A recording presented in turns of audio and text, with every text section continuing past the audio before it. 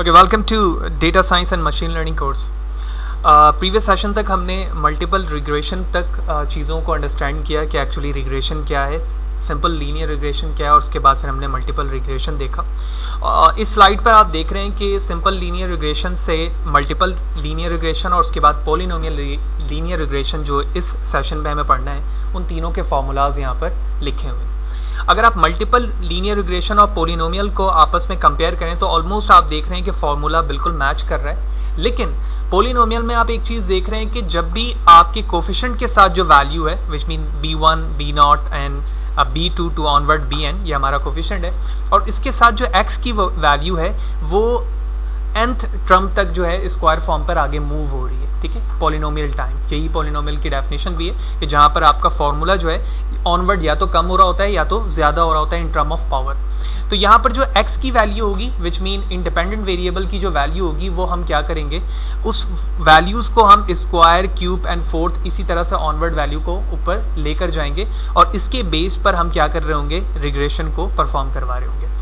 तो वाज़ेह है ये अभी तक लीनियर ही रिग्रेशन है, नॉन लीनियर रिग्रेशन नहीं है, क्योंकि नॉन लीनियर रिग्रेशन के लिए यकीनी तौर पे b0 plus b1 x1 divide by similarly b0 plus b1 का फॉर्मूला बनेगा। अभी तक ये लीनियर ही कहलाएगा। उसकी क्या वजह है, हालांकि आप यहाँ पर वैल्यू देख रहे हो कि x1 पर पावर 1 है, इसी तरह x1 पर पावर स्क्वायर है, तो उसके बावजूद भी ये लीनियर क्यों कहला रहा है, क्योंकि लीनियर हम इसे कोफिशिएंट बेस देखते हैं, यानी b1 b2 b3 and onward. यही वजह है कि इस फॉर्मूले को यानी इस रिग्रेशन को भी हम लीनियर रिग्रेशन ही कहते हैं। हम x की बेस पर इसे लीनियर नहीं कहते हैं, बल्कि इसके कोफिशिएंट के बेस पर लीनियर कहते हैं। यही वजह है कि इस वक्त तक सिंपल भी लीनियर रिग्रेशन है, मल्टीपल भी लीनियर रिग्रेशन है एंड पॉलिनोमियल भी लीनियर रिग्रेशन है, नॉन लीनियर रिग्रेशन नहीं है। तो अब तो हमने फॉर्मूले के रिस्पेक्ट से इसका समझ लिया। अब हम इसे ग्राफिकली देखते हैं कि एक्चुअली जब डेटा सेट किस फॉर्म पर हमारे पास होगा तो हम ये समझेंगे कि ये पॉलिनोमियल है। ठीक है, लेट्स सी। तो इस आप प्लॉट पे देख रहे हो ग्राफ में कि हमारे पास सिंपल डेटा सेट है और इस डेटा सेट पर मैंने सिंपल लीनियर रिग्रेशन अप्लाई किया। ठीक है, अगर आप बगौर डेटा सेट को देखो तो ये एक फ्लो के तहत नीचे से ऊपर की जानिब जा रहा है। ठीक है, जिसको हम कह सकते हैं कि पॉलिनोमियल टाइम है, क्योंकि हर वैल्यू उसकी वैल्यू का स्क्वायर होता जा रहा है। ठीक है, ये स्क्वायर है, ये इसका स्क्वायर है, स्क्वायर है और फिर इसी तरह स्क्वायर है। अगर इस डेटा सेट पे मैं सिंपल लीनियर रिग्रेशन अप्लाई करता हूँ तो ये वो स्ट्रेट लाइन है जो हमारी लीनियर रिग्रेशन की वजह से यहाँ पर ड्रॉ हो रही है। लेकिन अगर आप देखो तो ये बेस्ट फिटेड लाइन नहीं है। ठीक है, अगर मैं इसको एक्चुअल डेटा सेट से कंपेयर करूँ तो सिवाय एक या दो वैल्यू की कोई भी बेस्ट फिटेड लाइन के करीब नहीं आ रही है। तो according to this data set हम यहाँ पर पॉलिनोमियल लीनियर रिग्रेशन के बिहाफ पर एक लाइन ड्रॉ करेंगे जो ऑलमोस्ट इन तमाम डेटा सेट को टच करते हुए आगे ऑनवर्ड मूव होगी। तो जब हम अपने फॉर्मूले को b0 plus b1 x1 plus b1 b2 x2 का स्क्वायर करेंगे और इसी तरह ऑनवर्ड वैल्यू आगे चलेगी, तो उसके बिहाफ पर हमारा जो ग्राफ है वो इस तरह से मूव हो जाएगा। तो आप फॉर्मूले में देख रहे हो कि b1 x1 के पास प्लस b2 x1 का स्क्वायर, फिर इसी तरह b3 प्लस b3 x1 का क्यूब एंड ऑनवर्ड ये इसी तरह से वैल्यू nth टर्म तक यानी n टर्म तक चलेगी। ओके, तो ये तो हमारी सिंपल डेफिनेशन की रिस्पेक्ट से हो गई कि पॉलिनोमियल किस तरह से लीनियर रिग्रेशन को हम परफॉर्म करते हैं। अब ये किस चीज़ को शो करता है और किस तरह के डेटा सेट पर या किस डेफिनेशन के रिस्पेक्ट पर हम पॉलिनोमियल रिग्रेशन अप्लाई करते हैं। तो ऐसी बहुत सी एग्जांपल है। फॉर एग्जांपल हम किसी डिजीज़ के प्रोग्रेस होने पर रिपोर्ट बनाते हैं कि वो कितने तेज़ी के साथ एक्सप्रेस कर रहा है। ठीक है, बिजनेस स्ट्रेटजी को देख रहे होते हैं कि किस तरह से वो डाउनवर्ड यानी नीचे की तरफ आ रहा है या किस तरह से उसका फ्लो जो है वो ऊपर की जानिब बढ़ रहा है। तो इस तरह से जो रिलेटेड प्रॉब्लम्स होते हैं वहाँ पर हम पॉलिनोमियल लीनियर रिग्रेशन को अप्लाई करके वैल्यू को प्रेडिक्ट कर रहे होते हैं। तो ये डेफिनेशन को समझने के बाद अब हम चलते हैं कि हम इसे प्रैक्टिकली किस तरह से वर्क करेंगे। तो सबसे पहले हम डेटा सेट देखते हैं कि कितने सिंपलेस्ट डेटा सेट पर हम ये अप्लाई करना चाहते हैं और उसके बाद फिर हमें कोडिंग के ट्रम पर मूव करना होगा। ओके, तो ये हमारा एक सिंपल डेटा सेट है और आप देख रहे हो इसका नाम है poly_ डेटा सेट और ये बिल्कुल सिंपल सा एक डेटा सेट है जिसपे हमने सबसे पहले एक लेवल एट्रीब्यूट लिया है। लेवल से आसान लफ्ज़ों में आप ये समझते हैं कि इसका मैंने कोई स्केल बना दिया है। ठीक है, यानी जो 1 है वो हमारा लोअर स्केल है और जो 10th है वो सबसे हमारा हायर स्केल वैल्यू सैलरी। ठीक है, और ये हमारी वो यूनिट है जो कि सैलरी की यहाँ पर मौजूद है। अच्छा, अगर मैं इस सिंपलेस्ट दोनों एट्रीब्यूट्स को सिर्फ यहीं पे ग्राफिकल फॉर्म पर विजिबल करवाऊँ, लाइक दिस। तो आप देख रहे हो कि डेफिनेशन की रिस्पेक्ट से जो अभी हमने स्लाइड पर देखा था, तो अगर आप बगौर देखो तो ये बिल्कुल उसी ग्राफ पर प्लॉट हो रहा है जो हमारी टेबल है, डेटा सेट है, ठीक है, क्योंकि हमने क्या किया यहाँ पर सिंपल वैल्यू को स्पेसिफाइड किया हुआ है और उसकी बिहाफ पर ये वैल्यू इसी तरह से प्लॉट होकर आई है। लेकिन ये तो एक्चुअल सिंपल डेटा सेट है, अभी हमें फॉर्मूले के रिस्पेक्ट से उसे चेंज करना है और हर स्क्वायर को उसका क्या बनाना है, स्क्वायर बनाना है। यानी इस वैल्यू के बाद ये वैल्यू यहाँ पर आनी चाहिए, फिर ये यहाँ पर आनी चाहिए, फिर ये यहाँ पर आनी चाहिए और इसी तरह ऑनवर्ड वैल्यू इस तरह से प्रोग्रेस होगी, क्योंकि अभी तो सिर्फ ये x की वैल्यू है, अभी हमें x1 का स्क्वायर भी करना है, फिर x क्यूब करना है, फोर्थ करना है, इसी तरह से तमाम वैल्यूज़ को फॉर्मूले के रिस्पेक्ट से चेंज करना है। तो ये सिंपल डेटा सेट था हमारा। इस डेटा सेट को हम सेव करते हैं और उसके बाद हम अपने वर्किंग की तरफ मूव करते हैं। ओके, तो ये वो कोडिंग है जहाँ से हम ऑनवर्ड काम कर रहे हैं। सबसे पहले हमने डेटा प्रोसेसिंग पे काम किया, फिर लीनियर रिग्रेशन पे काम किया, उसके बाद मल्टीपल लीनियर रिग्रेशन पे काम किया। तो हम इस कोड को कॉपी करते हैं यहाँ से, और कॉपी करने के बाद मैं पॉलिनोमियल लीनियर रिग्रेशन के नाम से मैंने ये ब्लैंक डॉक्यूमेंट बनाया हुआ है। मैंने यहाँ पर अपने ओवरऑल कोड को पेस्ट कर दिया। पेस्ट करने के बाद अब मुझे यहाँ चेंजेस करने की ज़रूरत है जिस रिस्पेक्ट से हमारा डेटा सेट है। तो सबसे पहले मैं फाइल एक्सप्लोरर के ज़रिए से अपने डॉक्यूमेंट पे आ जाता हूँ जहाँ पर मेरा डेटा सेट मौजूद है, और अगर मैं डेटा सेट शो करूँ डेस्कटॉप पर तो वो ये रहा। मैं इसके नाम को F2 प्रेस करके कॉपी कर लेता हूँ, और कॉपी करने के बाद मैंने यहाँ से रिप्लेस कर दिया। ओके, तो मैंने फाइल एक्सप्लोरर पर सेटिंग कर दिया। मैं कोड सेशन पर मौजूद हूँ। सबसे पहले हमें क्या करना होता है, अपनी लाइब्रेरीज को इंपोर्ट करना होता है। तो मैंने सेलेक्ट किया, शिफ्ट एंटर टू एग्जीक्यूट, ठीक है, इट्स एग्जीक्यूटेड। इसके बाद यहाँ पर ये डेटा सेट है, मैंने इस डेटा सेट को एग्जीक्यूट किया। आप देख रहे हो कि एग्जीक्यूट होने के बाद it's under process. Now complete data set हमारा यहाँ पर विजिबल हो चुका है।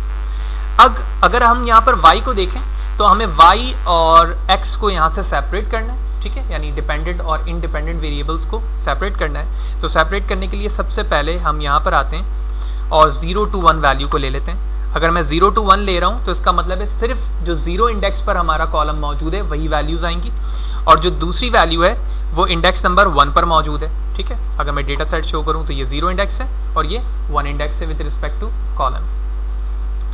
दोनों लाइनों को एग्जीक्यूट करते हैं एंड इट्स सक्सेसफुली एग्जीक्यूटेड। और आप देख रहे हैं यहाँ पर ये हमारा इंडिपेंडेंट वेरिएबल हो गया और ये हमारा डिपेंडेंट वेरिएबल हो गया, ठीक है। तो दोनों वैल्यूज यहाँ पर सेपरेट हो चुकी हैं, independent and dependent variable.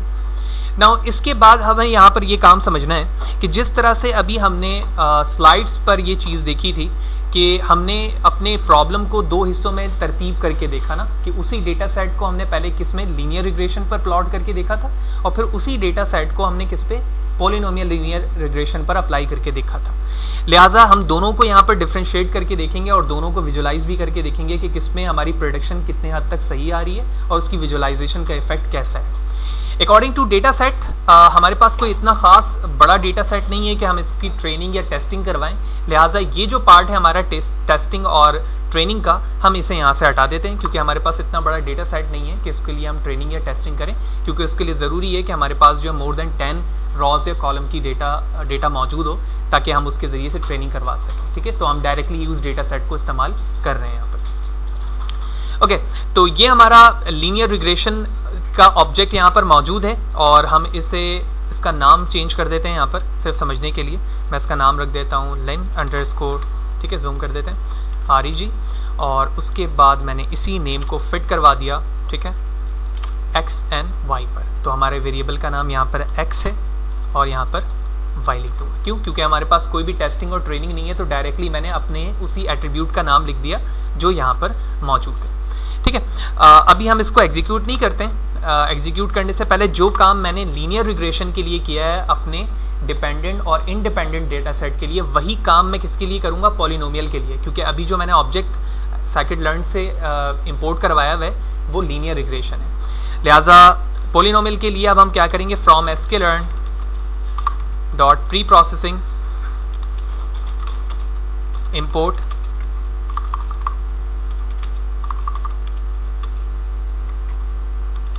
Polynomial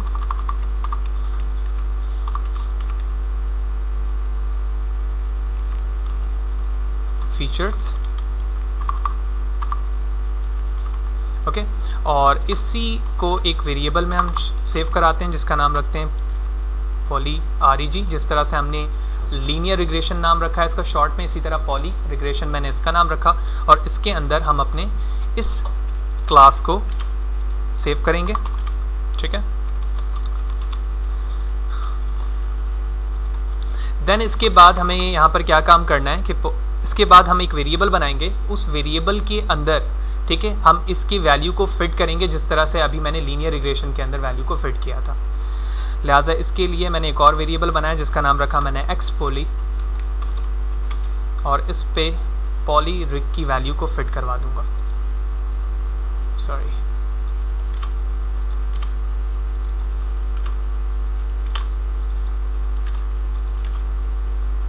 dot fit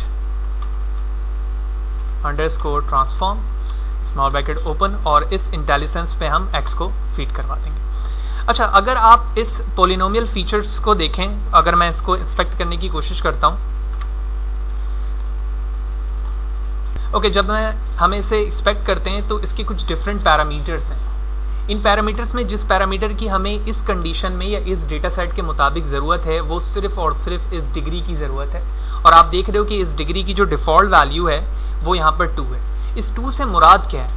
इस 2 से मुराद ये है कि जो हमारे पास x की वैल्यू है जो कि 1 से 10 तक की है, मैं उसी 1 से 10 तक की वैल्यू के रिस्पेक्ट से एक सेपरेट कॉलम बनाना चाहता हूँ, उस कॉलम के अंदर उस 1 से 10 की वैल्यू का स्क्वायर प्रिंट हो जाए। ठीक है, यही वजह है कि यहाँ पर डिग्री की वैल्यू क्या है, 2 है। अगर मैंने डिग्री की वैल्यू 2 से 3 कर दी तो उस स्क्वायर का आगे क्यूब प्रिंट हो जाएगा, फिर क्यूब के आगे 4th वैल्यू प्रिंट हो जाएगी, और सो ऑन, इसी तरह से वैल्यू चलती रहेगी। लिहाजा जो डिफॉल्ट वैल्यू यहाँ पर 2 लिखी हुई है, मैं वही लिखने के लिए यहाँ पे लिखूंगा degree equal to 2, that's it. और उसके बाद हमने इसको क्या करवा दिया है, ट्रांसफॉर्म करवा दिया। ट्रांसफॉर्म करवाने के बाद हम इसे फिट करवाएंगे। फिट करवाने के लिए हम एक्स पोली REG की वैल्यू लूंगा मैं, और उसके बाद हम इसके अंदर फिट करवाएंगे अपने एक्स पुली को। ठीक है, एक्स पुली वही वैल्यू है जो कि स्क्वायर होने के बाद आ चुकी होगी जब हम इसे एग्जीक्यूट करेंगे तो, और उसके बाद हम y को ले लेंगे, दैट्स इट। तो अगर मैं डेटा सेट शो करूं तो अभी तक हमारे पास वही 3 वैल्यूज़ हैं जो यहाँ पर ओरिजिनली वैल्यू को हमने फर्दर डिवाइड किया था। सबसे पहले तो मैं क्या करता हूँ, लीनियर रिग्रेशन जो हमने प्लॉट किया हुआ उसको हम एग्जीक्यूट करते हैं। इसके लिए तो shift enter to execute.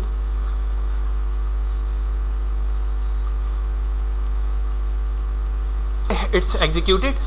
Similarly जो हमने सेकंड से पॉलिनोमियल फीचर्स के लिए अप्लाई किया है, यानी पॉलिनोमियल टाइम के लिए हमने काम किया है, हम उसको एग्जीक्यूट करते हैं। Let's see, shift enter to execute, और आप देख रहे हो कि एक्स पोली के नाम से हमारा एक वेरिएबल सेपरेटली बन चुका है फ्लोट 64 के बेस पर। अब हम इसे यहाँ पर चेक करते हैं कि एक्चुअली इसमें क्या हो रहा है। आप यहाँ पर देख रहे हो कि ये ओरिजिनल डेटा सेट है जो हमारे x का है, जिसमें 1 से 10 तक की वैल्यू मौजूद है, और अभी जो हमने पोलिनोमियल रिग्रेशन के जरिए से एक्स पोली नामी वेरिएबल बनाया है, इसके अंदर ये प्लॉट होगा डिग्री 2 के बेस पर वैल्यू प्रिंट हो रही है।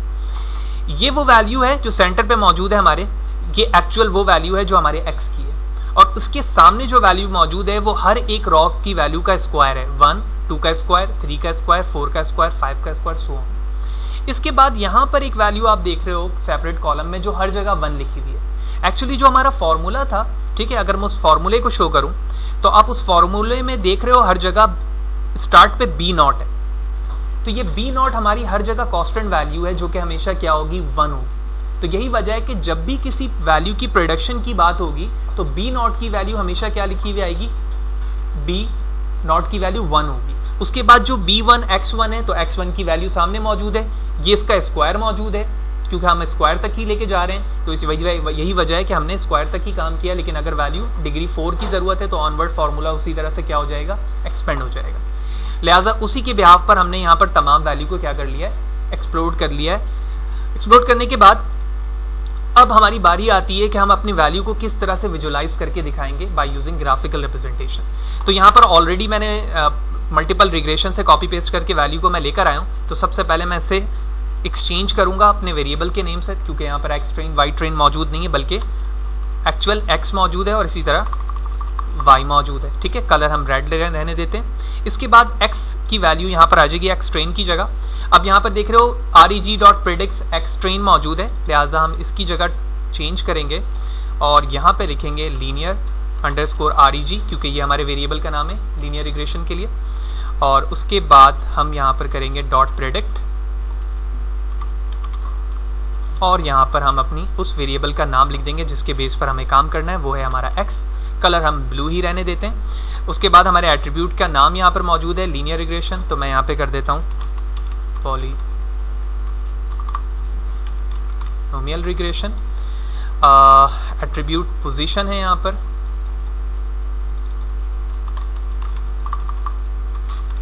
एंड सैलरीज ऑफ एम्प्लॉय, और उसके बाद शो का यहाँ पर कमांड शो का फंक्शन मौजूद है। लिहाजा इस बेस पर मैं जो एक्चुअल डेटा सेट है उसे लीनियर रिग्रेशन के बिहाफ पर विजुलाइज करवा रहा हूँ।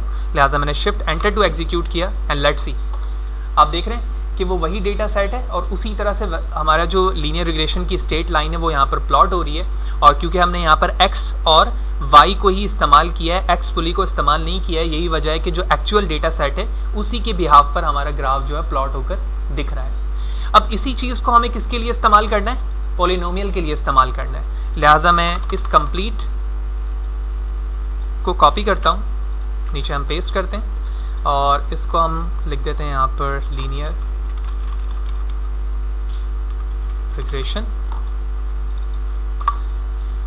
सेम कमेंट कॉपी किया मैंने और यहाँ पर पेस्ट किया, जहाँ पर लीनियर है उसे हम कर देंगे पॉली। अब यहाँ पर हमें चेंज करना है पॉलिनोमियल के लिए, तो x और y वैसे ही रहेगा, लेकिन यहाँ पर जो हमने लीनियर रिग्रेशन लिखा है इसकी जगह मैं क्या लिखूंगा? x लीनियर रिग्रेशन 2, ठीक है ना। तो हमने वेरिएबल का नाम यहाँ पर नहीं लिया है। अब यहाँ पर एक काम हमें चेंज करने की ज़रूरत है। यहाँ तक आपने x पुली के रिस्पेक्ट से वैल्यू को क्या करवाया? सिर्फ और सिर्फ चेंज करवाया। अब जो x पुली की वैल्यू आई है आप उसे लीनियर रिग्रेशन पे जाके फिट करेंगे, क्योंकि जो पॉलिनोमियल रिग्रेशन है वो लीनियर रिग्रेशन के बिहाफ पर ही प्लॉट होती है। लिहाजा जब मैंने x पुली को, इस x को मैंने किस में कन्वर्ट कर लिया? x पुली में कन्वर्ट कर लिया ना। जब x पुली में 3 कॉलम आ गए, एक 1 1 1 है, एक 1 से 10 है और एक उसका स्क्वायर है। लिहाजा यहाँ पर हम एडिशन ये करेंगे कि हम एक वेरिएबल बनाएंगे जिसका नाम रखते हैं reg_2, ठीक है, क्योंकि lin_reg के नाम से लीनियर पे वो चीज़ प्लॉट हो चुकी है वेरिएबल। और यहाँ पर मैं लीनियर रिग्रेशन को दोबारा कॉल करता हूँ, कॉपी,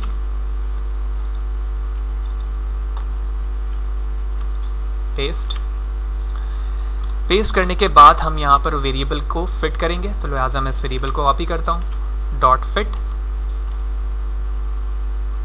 x पुली, तो where it is x poly, here copy, comma, और उसके बाद y। तो जो 2 लाइनें मैंने यहाँ पर लिखी हैं वो मैंने अपने क्या किया, पॉलिनोमियल x पुली जो वेरिएबल था उसको लीनियर रिग्रेशन के अंदर क्या करा दिया? प्लॉट करवा दिया, ऐड करवा दिया। लिहाजा इन दोनों लाइनों को मैं एग्जीक्यूट करता हूँ, इट्स एग्जीक्यूटेड, ठीक है। एग्जीक्यूट करने के बाद जो नाम मैंने यहाँ पर लिया है मैं उसे कॉपी करता हूँ, पेस्ट करता हूँ, प्रोडक्ट की वैल्यू वैसे ही रही।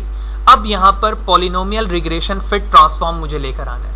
तो where it is polynomial fit transform, वो यहाँ पर मौजूद है, तो मैंने इसे कॉपी किया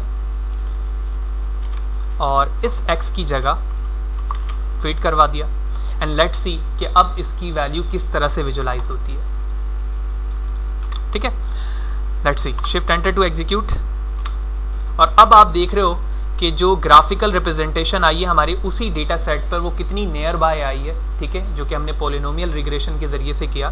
तो वो जो प्लॉट की विजुलाइजेशन है वो एक आर्क की तरह है, ठीक है, जो स्ट्रेट लाइन पर बेस नहीं कर रही है बल्कि आर्क बना रही है एक राउंड शेप पे, जहाँ जहाँ आपका डेटा का फ्लो मौजूद है। अब फाइनली दोनों तरीकों से हमने डेटा को विजुलाइज करवा लिया, ठीक है। अब बारी आती है कि एक सिंगल वैल्यू को हम किस तरह से प्रेडिक्ट कर सकते हैं, ठीक है।